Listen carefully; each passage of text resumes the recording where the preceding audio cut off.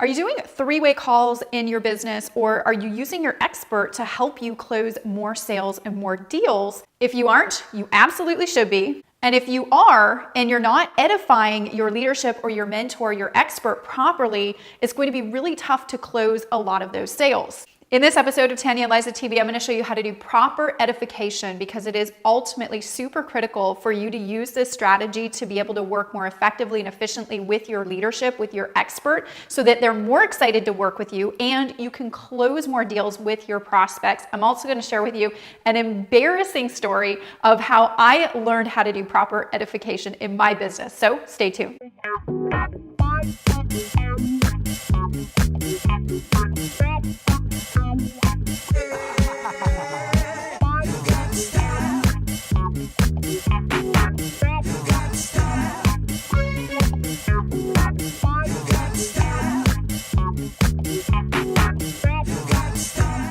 My name is Tanya Eliza, and I help entrepreneurs and network marketers create success faster, while most importantly, designing a lifestyle that you love. So if you're new here, consider subscribing. So if you're working with your leadership and you're doing three-way calls, or you're doing two-on-ones or sit-down presentations, or you're using your expert to actually help you close deals, it is really important to learn how to edify your expert properly so that it meets the needs of your prospect and helps you guys both close more deals and more sales in your business.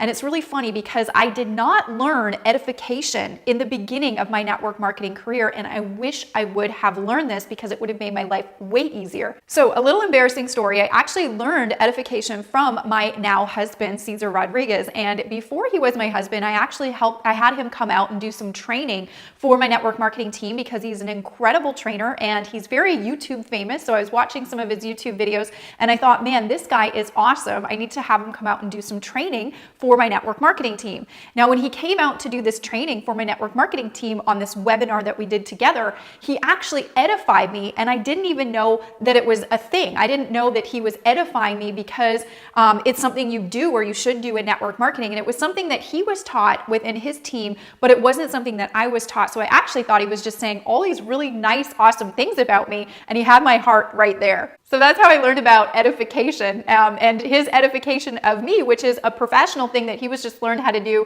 in his team, actually not only helped him in his business, but it actually helped him in his personal life as well. So when you get your expert or your leadership on a call with you, or you're doing a two-on-one, basically you're introducing your prospect to your expert to have your expert come out and add credibility, authority, and also help you close deals. You have to set up your expert right through the process of edification.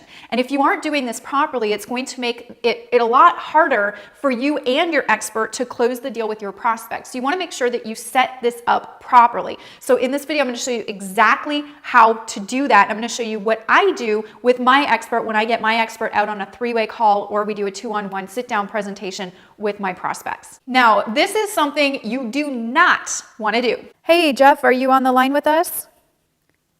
Okay, and John, are you on the line with us? Okay, Jeff, meet John, John, meet Jeff. Wah, wah, wah. Yeah, that's not going to go very well. And you also do not want to do this. Hey, John, are you on the line? Jeff, are you on the line?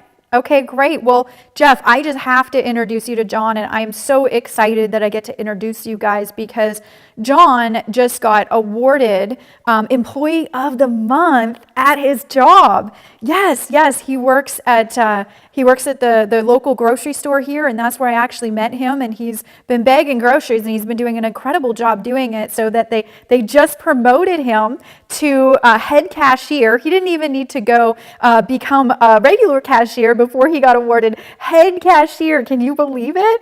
And yes, I know. And then not only that, Jeff, I just have to tell you, he just got also awarded with Employee of the Month, right? Like, how cool is that? Oh my goodness. So I am so excited, Jeff, for you to meet John, because he's taken a look at this business and he's been taking a look at our products, and he has some questions, and I wanted to make sure that we were truly available for him to make sure that all of his questions were answered, because he's just so incredible, and I just had to get you guys connected. Now, you might be wondering why you don't want to do that. Maybe you are doing that. You're edifying your prospect.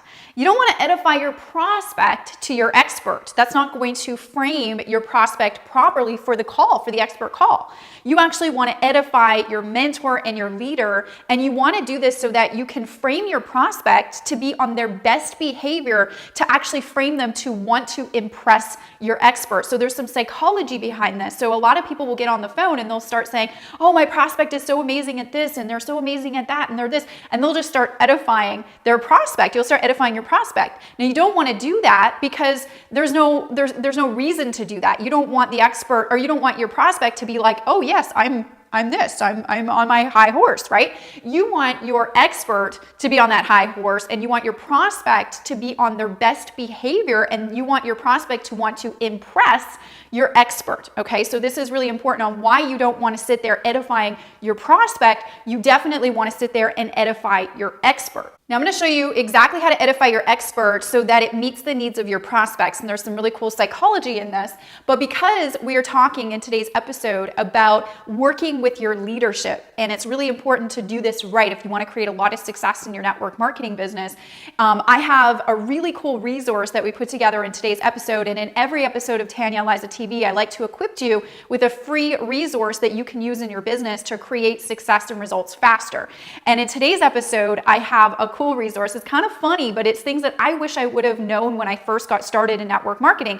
It's 10 things that you should avoid ever doing to your leadership if you want to keep them happy and excited to work with you. Now, if you want to get that resource, you think that you'd like to know what those 10 things are, maybe help you get the edge working with your leadership, go over to my blog at tanyaeliza.com/50 download. We'll leave a link for you, the number 50 download. We'll leave a link in the resource section or the description box wherever you're watching this video. And if you're already on my blog, there'll be a big yellow button right below this video that you can click, and you can get the 10 things that you should never do to your leadership if you want them to be excited to work with you. Okay, so when you are edifying, okay, you want to start thinking about how can we get this transition to go as smooth as possible. It's really important. So some of the things that you want to jot down, or at least make a mental note, is what type of personality is your prospect? And there's 4 different personality types. And if you've ever, been through any of the personality color descriptions, then you'll know that red is they're really money motivated. They're really successful already. They're kind of like that driver, that strong force. That would be like a red personality type. There's also blue. Blue is the personality type that likes to have fun. Like that's what really gets them going. There's also a yellow, and yellow means that they are helpful. Like they really like volunteering. They really like helping people. They really like giving their time. And then there's also green, and the green personality type is very analytical. They got to do their research. They're, really into the details. Okay, so if you know those personality types, it's very important when you're edifying, and this is a little more advanced, but it works magically if you can do it. It's important to kind of go, okay, well, what is my prospect? Are they more money motivated? Are they a red, blue, green? What are they? Now, if you notice that your prospect is more of a red personality type, they're really money motivated. When you're edifying your leadership, you want to hit on maybe some hot points that'll really trigger their personality type, right? So if you are edifying, I'm going to give you a script example on how to edify in this video, but you want to kind of figure out, number one, what kind of personality type is your prospect? Now, you might not know, but if you do know, you can sort of remember to enhance those little nuances when you are edifying and introducing your leadership to your prospect. And then what you want to do is you really want to speak their language, right? So is there any commonalities that you can kind of introduce between your prospect and your expert? And sometimes there will be, and sometimes there won't be, but it's up to you to be aware of what do you think that the prospect is going to be really most excited about when the introduction happens with the edification of the leadership to the prospect. So if you know that maybe they have a similar work background or volunteer background or whatever, maybe if you pick up on a couple of things that you can use in the edification, it's going to make that edification for you so much more powerful. So here's how I would do an introduction. And let's say you don't know their personality type. Maybe you have no idea the commonalities between the two. So a good idea is to maybe just pick a tiny bit of each personality type to kind of hit on everyone, because we all are all the personality types, just at different levels. So something that I might say is, let's say I'm doing a 3-way call. Say, hey, Jeff, are you there? Yes. Hey, John, are you there? Yes. Okay, awesome. I'm really glad that I got us all connected. John, I'm here to introduce you to Jeff. I know that Jeff is extremely busy, so to be able to get a little bit of his time is really exciting exciting for us. Jeff, just to give you a little bit of a background on Jeff, used to be an anesthesiologist, and he was able to retire that job and replace his income with the project that we're working on together. He gets to spend a lot of time with this family that he never used to be able to do before. And even though he's ridiculously successful and really, really, really good at what we do here, he is very humble and in the trenches still working with us and helping us out. And he just loves helping people. So, Jeff's done a lot of the research when it comes to this company from the inside out. He can probably add some value and help you answer some of those questions that you have. Jeff, meet John. John, meet Jeff. Okay. So what did I do in that edification line, that little quick introduction? What did I do? So if you notice what I did, I actually hit on maybe some pain points. Maybe my prospect, I knew that they wanted to see their family more, right? They could now relate to that little edification story that I shared. I also said that he's very humble. However, he's very successful. I also said that he's extremely busy and we're very honored to get some of his time. So what does the prospect now do? The prospect goes, whoa, I'm talking to somebody very successful. I'm talking to somebody that has limited time. They were able to give that time to us. Oh my gosh, I feel special. And now the prospect is going to be on their best behavior inside of that conversation, which is going to set you up to have a more magnificent, successful call when you start doing the close presentation in that conversation. When the prospect starts talking to the expert's going to be talked to with a lot more respect if you set it up right, and that's going to help you close more deals in your business. Now, I want to make sure that you pick up this episode's free resource so you can get a better working relationship going on with your leadership and with your experts that are there helping with you in your business. And make sure to pick up my 10 things that you should never do to your leadership so you can have a better working relationship to them. You can pick that up on my blog at tanyaeliza.com/50 download. We'll leave a link for you and you can go and grab that if you're on the blog. Check the button below. It's yellow. Click it and you will get that resource. All right, question of the week. Have you ever had an embarrassing moment happen between you and your teammate or you and your leadership? If you have, if you dare, if you're brave enough, share it in the comment section below so that we all know that we're normal, because we all go through embarrassing moments and weird stuff in our business. So I know that I've been through a lot of embarrassing moments with my team, also with my leadership. If you're brave enough, share what one experience that maybe you had was in the comment section below. Let's have some fun with it. Did you get some value? If you did, make sure to like this video. Make sure to share this video with your team and with your friends via one of the share or social media links around this video. We will see you on the next episode of Tanya Eliza TV.